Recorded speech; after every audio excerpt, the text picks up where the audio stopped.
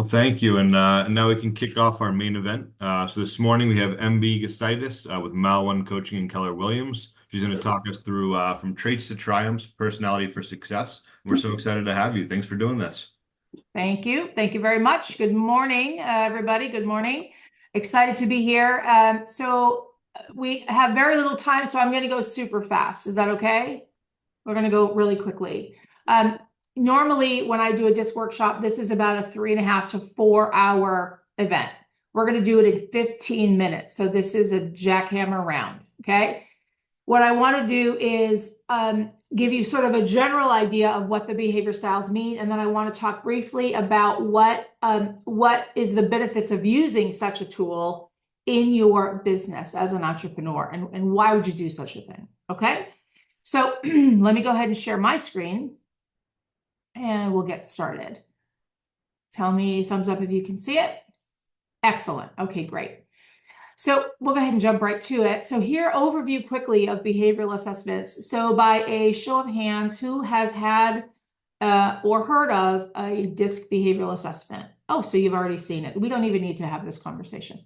No, I'm kidding. If you've done it before, there's only a few of us. So come right off mute if you want to and share what was your behavior style. I'm an ID.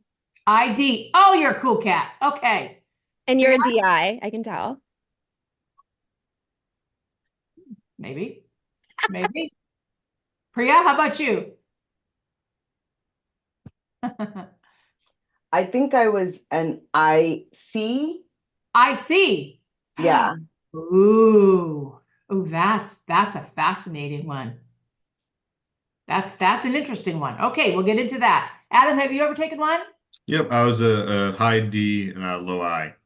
ID, low I. Not surprised, sir. Okay, just kidding. Just kidding. That's why he didn't really laugh at that. He didn't laugh at my jokes ever. Okay, so overview of the behavioral assessment. Here's what they stand for, but you already know this. But for those that might listen after that don't, we'll go through. The D stands for dominance. I, influence. S, steadiness. And the C is for conscientiousness, constraint, or compliance. This assessment is a tool that categorizes behavior into 4 main categories, 4 main types, representing unique combinations of motivations and the way they approach their work. When we understand this, it allows managers and leaders to formulate teams in a really scientific way and really optimize their operations. So I've been using DISC since 2006. Became a DISC behavioral analyst then when I was building Keller Williams, and I started to build my own team to build the firm, but also then started to help real estate agents build their teams, okay? And so really used a lot of this art and science in building teams. So again, for you, this may be a quick review. For others, it may be the first time they hear it. When we look at a DISC, I'm looking to measure 2 things. I'm looking for somebody's speed, and I'm looking for their orientation. So the choices would be, for their speed, they're either going to be fast and aggressive, or they're going to be steady and cautious. Orientation, they're either going to be thinking and task-based, or they're going to be relationship people-based.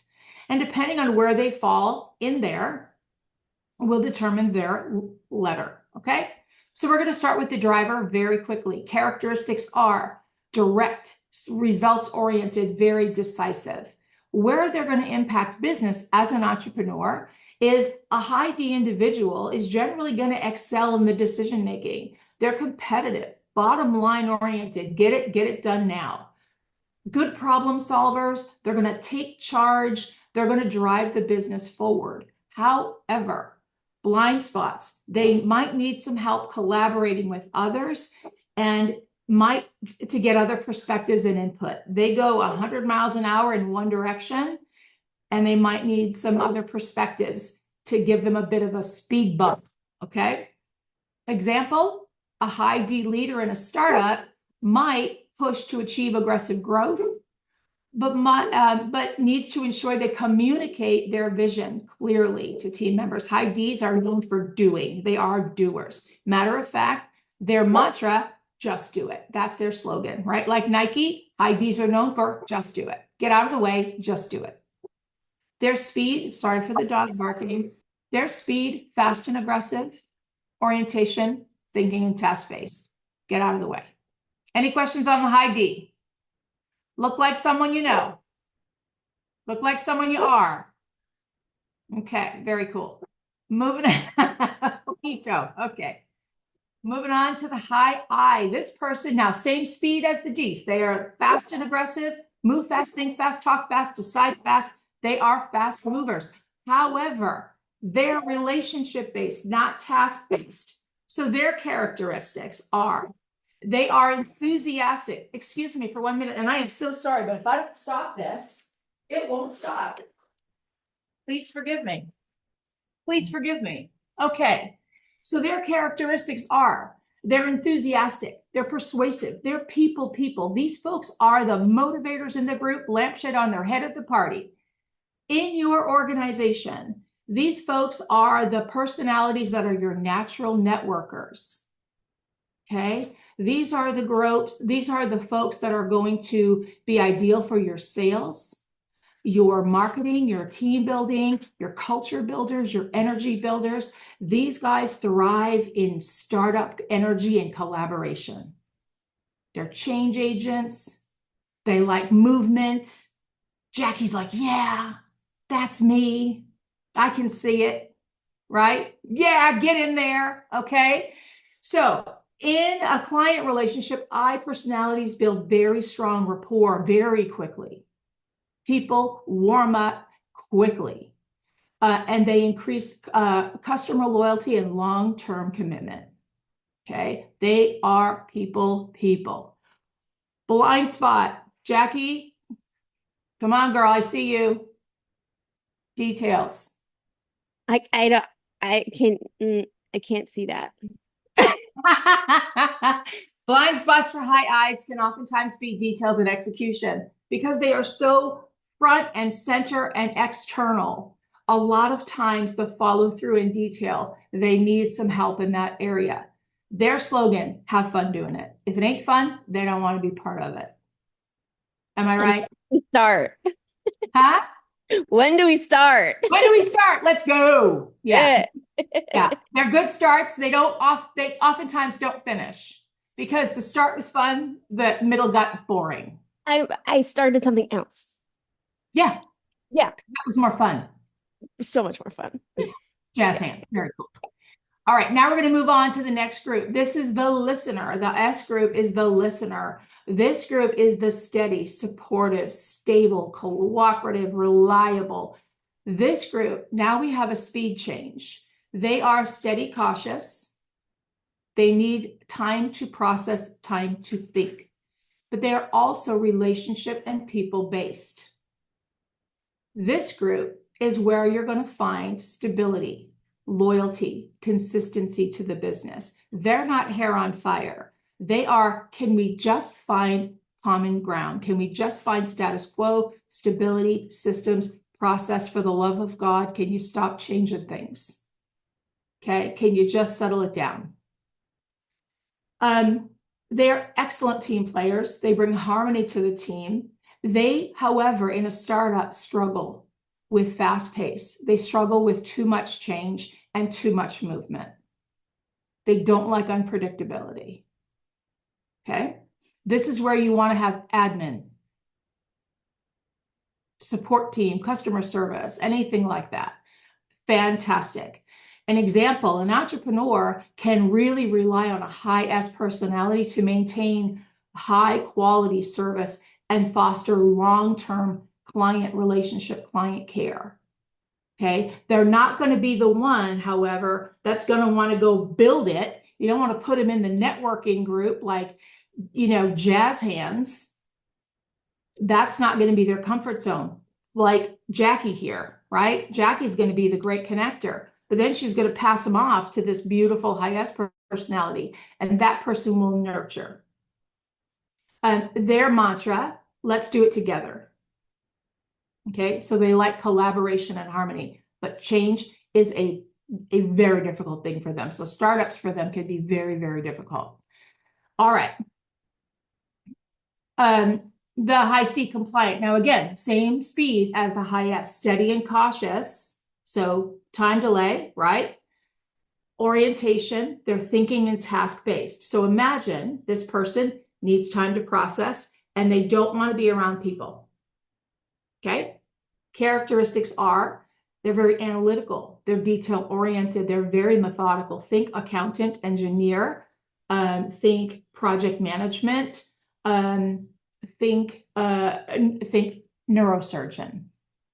Okay, think I will do this no matter how long it takes me. Characteristics, I think I mentioned that, analytical, detail-oriented, methodical. They are focused on quality, precision, compliance, get it right no matter how long it takes me. They are oftentimes endless researching of data, sometimes analysis paralysis. They're always mitigating risk, right? Searching for, did I do enough research to get it right? Priya, you might find yourself with your foot on the brake and the gas at the same time. Like, let's go, but don't screw it up. Like, let's like have all the bells and whistles and all the colors, but make sure there's not a mistake.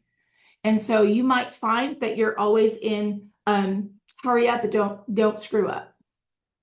Does that make sense? Creativity and pragmatic at the same time. Example here, in operations or finance roles, C personalities are going to make sure that everything runs smoothly. They will find the penny in the checkbook. High I's are like, somebody will let me know if I run out of money, right? The bank will tell me at some point. Nothing to worry about, right? And so the high C mantra, do it right. So those are the 4 personality types. Again, I'm just very lightly scratching the surface of each. The longer workshop goes much deeper. But as we talk about building and using this as an entrepreneur, using this as a tool, let's talk about the benefits of doing it and why you would use it. Number 1, it's a tool to use to balance out your team. When you understand each member's team profile, it allows you to place individuals in the roles they belong, where they can contribute based on their superpower. Everyone has a superpower, and everyone has a kryptonite. And when you use such an analysis like this, you help place people in the role based on their superpower. The performance of your team will go through the roof. Okay? So example here, when you pair a high D leader with a high S team member, you've got a fast decision maker with careful consideration, right? With like, hey, did you think about this? Hey, did you think about that? One thing I will tell you, however, that dynamic, for it to work, and when it works, it's magic. And if you're a high D leader that's ever had a right hand that was truly a right hand, you'll know that's a magical relationship. That takes a tremendous amount of trust and a deep connection. That is a relationship that requires work. When it's good, it's good. When it's not, it's not. And I could explain for an hour why that's true, but that particular pairing is a hard one because of the speed change and the relationship change. Okay? But when you've mastered it, and when both parties understand the DISC analysis and what it means, you're free to both be in your roles and in your behavior pattern freely. It changes the game. Another benefit of using it is that it fosters collaboration. So when I work with a team and I teach them, this is what S means, this is what D means, this is what I means, it takes away any judgments that may have existed in the past, right? About, well, you're a bully. Or, well, why do you have to be so picky? Or why are you so flighty? It takes all of that away, and people are free to see the superpowers in each person. And when you're left with that, the superpowers emerge and the collaboration goes to a whole new level. It's magical. Okay. Now, another great benefit, tailoring communication. When you're the leader, it is your job to tailor yourself to your team. It is not their job to tailor to you. And when you understand how to communicate using the disc effectively, you literally can penetrate their behavior style to where you can build a deep connection. One of my favorite quotes from George Bernard Shaw is, the single biggest problem with communication is the illusion that it happened.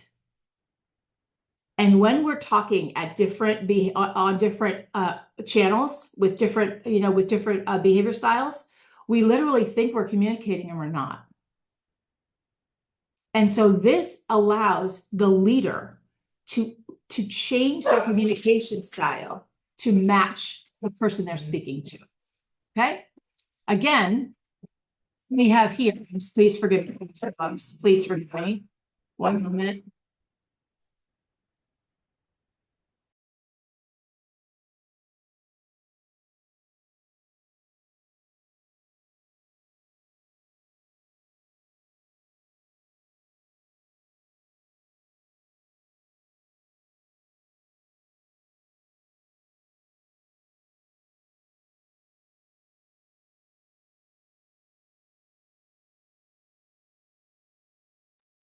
I'm on dog duty today. This was not expected, so please forgive me. My grand dogs are here and it was not planned.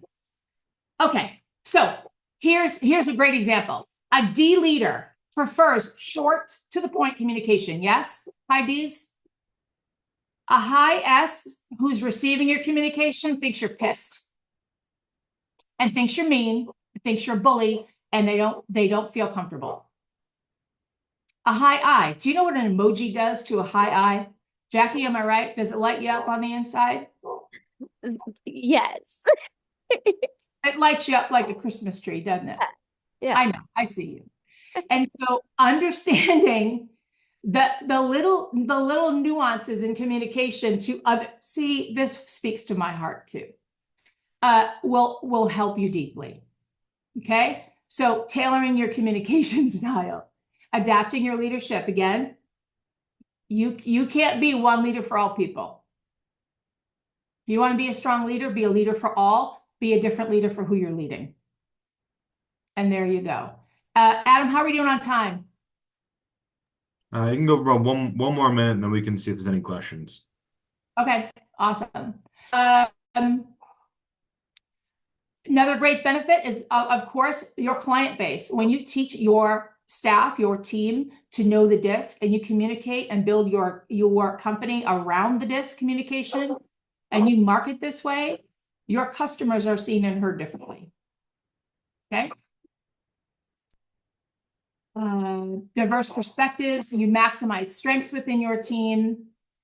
And this is what I would recommend when you're plotting. This is the beauty of using a disc. I am so sorry for these freaking. When you use the disc, it's like, think of this as one big brain. When I do a team disc, I plot every single person on this wheel. And what I can easily do is see, where are my blind spots? If I see that everybody is here and I go, wow, everybody is really nice and friendly and nobody's getting anything done. Or I see everybody over here and I go, they're having a party. There's probably margaritas in the water cooler and nobody's getting anything done. And so there's lots and lots of tools that you can use. Again, I encourage you to consider using these tools to go deeper into what you see on the surface and using them as a tool to improve communication, collaboration, team building, and elevate your performance. Last, I'll leave you with this. You can be a strong leader and entrepreneur at any behavior style. So here's just a few. If you were to guess, who's Warren Buffett? What behavior style is Warren Buffett? S. Yes. Bill Gates? Compliant. Yes. Elon? Driver. Yes. Hey. Richard Branson? I think we have the same hair. Do I have the same hair as Richard Branson? I think we usually look like Richard Branson a little bit. Okay. It's the wind in the hair. I think it's the wind. Yes. The Okay. glamour. All right. So that's it. Again, here's just a few more fun ones, but we don't have time to go through it. Questions. I think I nailed it. It's 8:30. Okay. Woo. I have questions. That was great, MB. I appreciate it. Except the dogs. Please forgive the freaking dogs. You heard them more than we did. They were like light noise in the background. So, Good. Okay. Good. yeah. So when you're hiring, at what point do you give the test? Because it seems like it can get pretty expensive giving the test to the applicants you're considering. Yeah, it's a great question. I do it after a certain point. So I generally, when I teach people how to hire, I generally will say that there's you do your resume review. I do a phone screening. There's a process to a phone screening. I do an initial interview. If I like the initial interview, then I will do a disc. After the disc, then I'll do the full interview. But after that, I've already checked a lot of boxes before I ever get to that point. Good, thank you. You're welcome. And I just have a question. So typically from your hiring cycle, how much time does it really take off when you actually follow this process that you just mentioned? Because, I mean, normally it's like 3, we try to do an in-person just so that we kind of understand the personality of the person and how they work with, because most of the things are remote right now.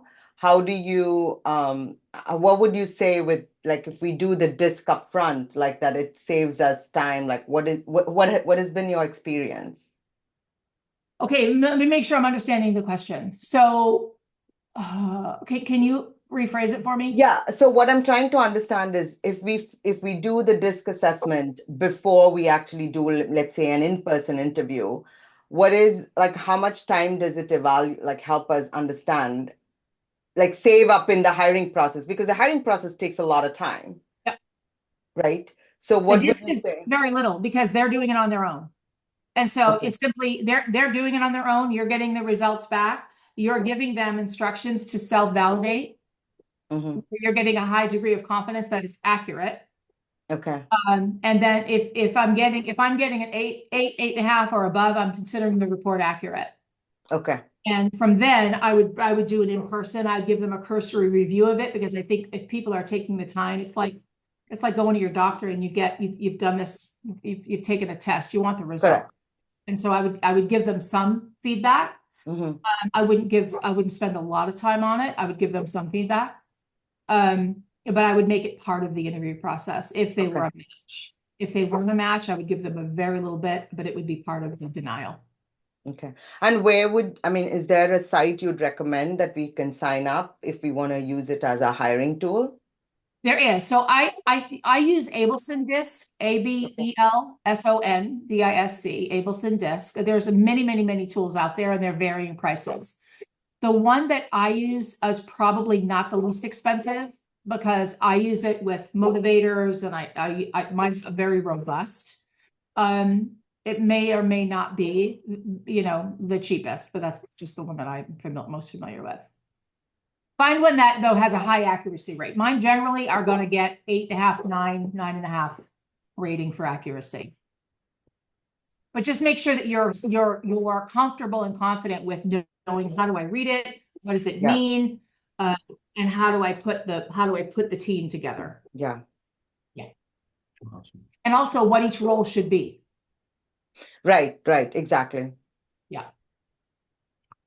Awesome. No, this was great. Thank you. You're so welcome. I wish we had more time. This is my jam. I wish I could geek out for days. Do you hold a longer class on it, MB? 3.5 hours. Yeah, but it depends. If people do the disc, it could be 3.5 hours. If they don't do the disc, it's about 2.5. If they take the actual assessment, it's a lot of fun. Awesome. Thank you. MB, thank you so much. This is awesome. I know I learned a lot about myself, and we'll probably have to do another one of these. But thank you for your time. Thank you for all the great questions, and we'll see you again soon next month for our next installment of Wicked Smaht Webinars. Thank you. Sorry for the dogs again, you guys. I apologize. Please forgive me.